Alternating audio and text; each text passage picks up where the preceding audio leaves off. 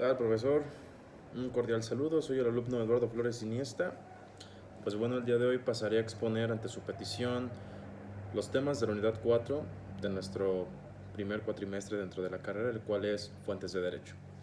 Pues bien, dentro de la siguiente redacción oral estableceremos y conoceremos la información más relevante en cuanto a los temas de la unidad 4, ya que abarcan un tópico muy interesante, el cual debe ser menester para nosotros como estudiantes conocer y dominar en su gran mayoría y extensión. Pues bueno, comenzaremos por definir un poquito esta introducción, que bueno, al final de cuentas es clara, es certera. Vamos a conocer las principales características de las fuentes del derecho, cómo se dividen, el significado de sus divisiones, y vamos a conocer también algunos otros temas, los cuales vienen marcados en el plan clase. Y pues bueno, vamos a comenzar y a comentar el tema 4.1, el cual lleva por título Fuente del Derecho. Pues bueno, el término fuente del derecho designa todo lo que contribuye o ha contribuido a crear el conjunto de reglas jurídicas aplicables hoy por las personas. Pues prácticamente se refiere a aquellas fuentes de información, y hago un énfasis aquí con lo que es la metáfora de fuente, pues una fuente es donde nace el agua, entonces en este caso la metáfora sería fuente donde nace el conocimiento. Y pues bueno, como regla general, las principales fuentes del derecho fueron la religión y las costumbres. Prácticamente se basa en un empirismo propio para adjudicar sus conclusiones y poder así adherirlas al derecho como tal o a tópicos relacionados con la materia. Pues bueno, espero haya quedado bastante claro cuál es el término de fuente del derecho, ya que es importante partir desde el concepto inicial, nos facilitará mucho la comprensión de los consiguientes. Y comenzamos con el 4.2, las cuales son las divisiones de las fuentes. Se dividen en tres, las cuales son fuentes formales, reales e históricas. Pues bueno, las fuentes formales describen al lugar donde surge el derecho, es decir, aquellos elementos de donde normalmente se basa el legislador para crear disposiciones jurídicas. Tradicionalmente se señalan la legislación, la jurisprudencia y la costumbre. Bien, entonces prácticamente las fuentes formales son las bases donde el legislador toma referencia y pues crea disposiciones jurídicas, ¿no? Toman en cuenta otras tres subdivisiones, las cuales son la legislación, la jurisprudencia y la costumbre, temas que estaremos analizando también dentro del siguiente tópico. Pues bueno, continuamos con las fuentes reales. Las fuentes reales o materiales, también conocidas de esa manera, son fenómenos naturales y sociales que dan origen a las normas jurídicas como la conocemos, y sobre todo pues le dan un contenido y una razón a la misma. Es decir, pues todo lo que pase en la sociedad, en la naturaleza, van a ayudar para la formación de leyes. ¿Por qué? Porque van a determinar el contenido a partir de una experiencia, tomando en cuenta de nuevo el término de empirismo. Y pues bueno, procedemos. Por otro lado tenemos las fuentes históricas, que son fuentes documentales, son el origen de la información y especialmente para investigar. ¿Por qué? Pues porque para generar una investigación partimos de cierta cronología, y la cronología al final de cuentas es un sinónimo muy directo de lo que es la historia. Y pues bueno, esta se puede utilizar bien sea para el periodismo, la historiografía o la producción de literatura académica en general.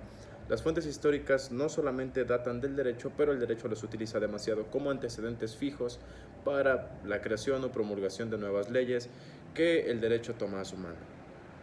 Pues bueno, vamos a partir al tema 4.3, la clasificación de las fuentes formales del derecho. Y pues bueno, las fuentes formales pueden denominarse procesos de creación de las normas jurídicas, pues estas son instrumentales, y a través de ellas se pretende saber cuándo y en qué condiciones una norma jurídica es válida y obligatoria para una sociedad determinada. Pues bueno, tradicionalmente las fuentes formales se dividen en, pues ya lo habíamos hablado hace unos cuantos apartados, los cuales son la legislación, la jurisprudencia y la costumbre. Y esas son las fuentes formales consideradas en nuestro sistema jurídico. Pues bueno, por otro lado vamos a partir al siguiente tema, que es el 4.3.1, que es el concepto de ley. Pues bueno, ¿qué entendemos por ley? Es un precepto dictado por la autoridad competente en que se manda o prohíbe algo en consonancia con la justicia y para el bien de los gobernados. Es decir, prácticamente las leyes las dicta la autoridad. ¿Para qué? Para la regulación del comportamiento de los individuos. ¿Para qué?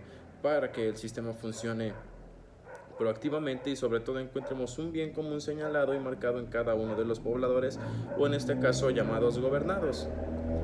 Y pues bueno, vamos a partir por el siguiente término que vamos a definir, el cual es el del apartado 4.3.2, recibe el nombre de doctrina. Pues bueno, una doctrina es el conjunto de ideas, enseñanzas o principios básicos defendidos por un movimiento religioso, ideológico o político. Pues bueno, en sí una doctrina es algo que tú como persona a veces no tan pues voluntariamente las adhieres a ti, pero sin embargo todos tenemos cierto tipo de doctrina, ya que aquí hace énfasis, pues por ejemplo, al religioso, al ideológico. Todos compartimos ideas que se nos imparten en casa, a lo mejor sin el precepto o la definición o la imposición de una doctrina, pues por represión, mas sin embargo las tenemos, ya sea que las hayamos adherido voluntariamente o involuntariamente con el paso del tiempo. Esa es una doctrina. Pues bueno, vamos a partir por otro tema que es importante y refiere a lo de la definición del derecho formal, el cual es jurisprudencia. Pues bueno, la jurisprudencia la vamos a definir desde dos puntos de vista o dos acepciones, las cuales son: la primera es que una de ellas equivale a la ciencia del derecho o teoría del origen jurídico positivo, y la otra sirve para designar el conjunto de principios y doctrinas contenidas en las decisiones de los tribunales.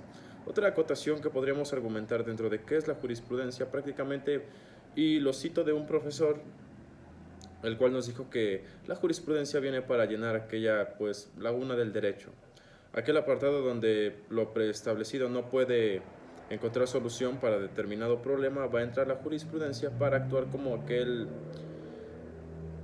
pues llamémoslo, aquel aclaramiento de dudas o aquella comparación en una situación similar en la cual pueda ser aplicada la jurisprudencia, porque prácticamente regresamos a lo que es las fuentes formales, que son empirismo propio y aprender de lo que se va viviendo, de lo que se va viendo, y en este caso pues de lo que va datado dentro de la ley.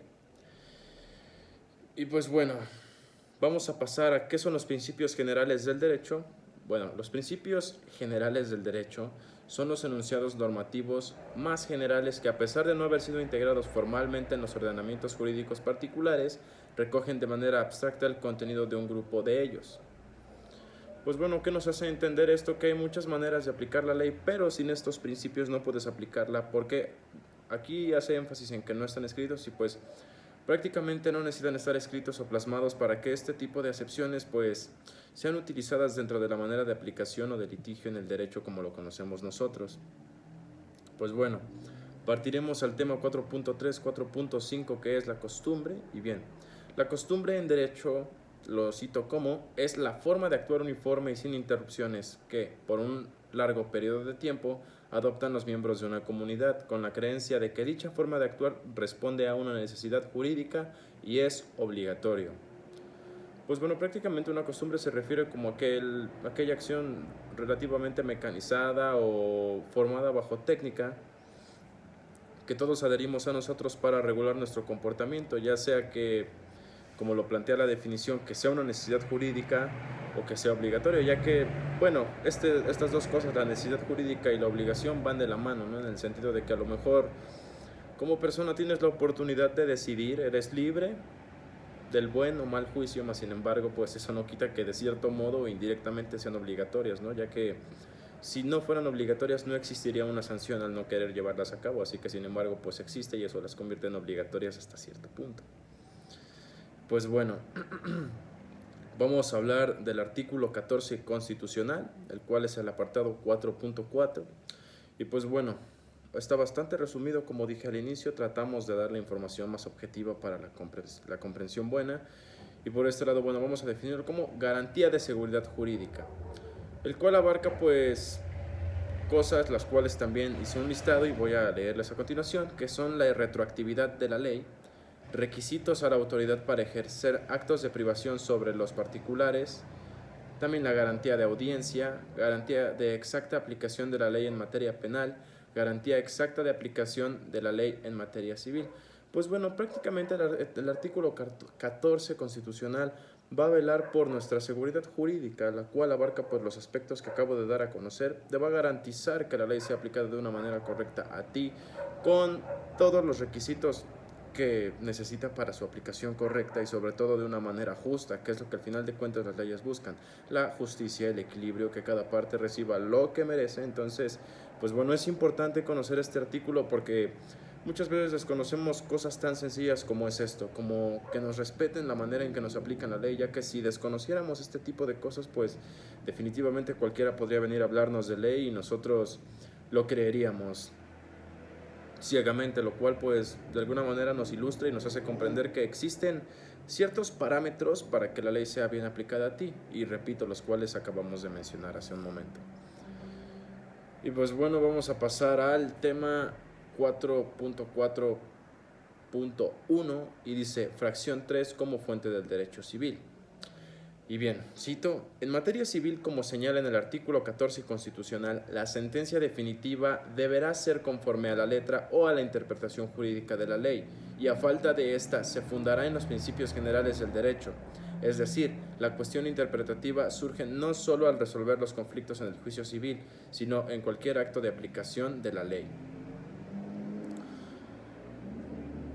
Y pasaremos a definir el 4.4.2 y dice fracción 4 como fuente del derecho penal. Cito y dice, es de importancia saber que no hay delito sin ley ni pena. Sin ley, es decir, no hay más hechos delictuosos que aquellos que la ley penal define y castiga, ni más penas que las mismas leyes. Establecen en sí que nadie podrá ser castigado por hechos que la ley no contemple ni penas establecidas en la ley. Entonces, bueno, esto hace referencia a que no puedes hacer justicia por tu propia mano, no puedes hacer tu ley, la ley está estipulada, la ley ya está marcada y por ende tiene que ser respetada y no se va a castigar ni se va a pasar por alto algo que esté fuera de ella, fuera de lo que ella ha prescrito. Y pues bueno, también el apartado anterior, el 4.4.1 de fracción 3 como fuente del derecho civil, pues hace referencia a que el artículo 14 constitucional va a acatar la ley de acuerdo como viene prescrita. Retoma un poco lo del siguiente apartado de la fracción 4 como fuente del derecho penal, ya que pues simplemente hace un énfasis directo a que la ley debe ser respetada sin ningún escrúpulo, sin ningún medio o mediador en este caso, y absolutamente nada de lo que nosotros creamos como ley o delito puede ser ejecutado como pena si no está prescrito dentro de los artículos o contenido que avale que esa información está apegada a nuestra jurisdicción.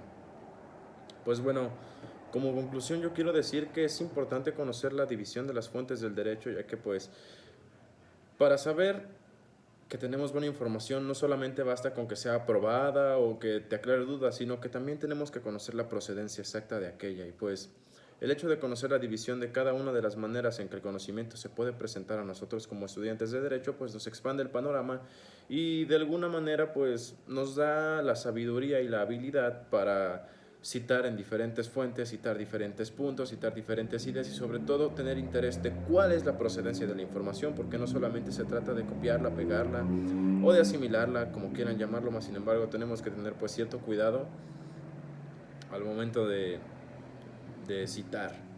Y por otro lado, todos los temas, o bueno, en este caso las fracciones de unidades, son importantes. Son importantes, ¿por qué? Porque merecen ser analizadas, merecen ser comprendidas y sobre todo merecen ser aplicadas, ya que todo tipo de estudios sin aplicación definitivamente hacen una pérdida de tiempo y pues en este caso no va a ser la situación. Espero que la información que pues acabo de redactar sea de utilidad y sobre todo que pues presente las necesidades o características que necesita para la correcta exposición. Sin más por el momento, profesor, me despido. Muchas gracias. A sus órdenes.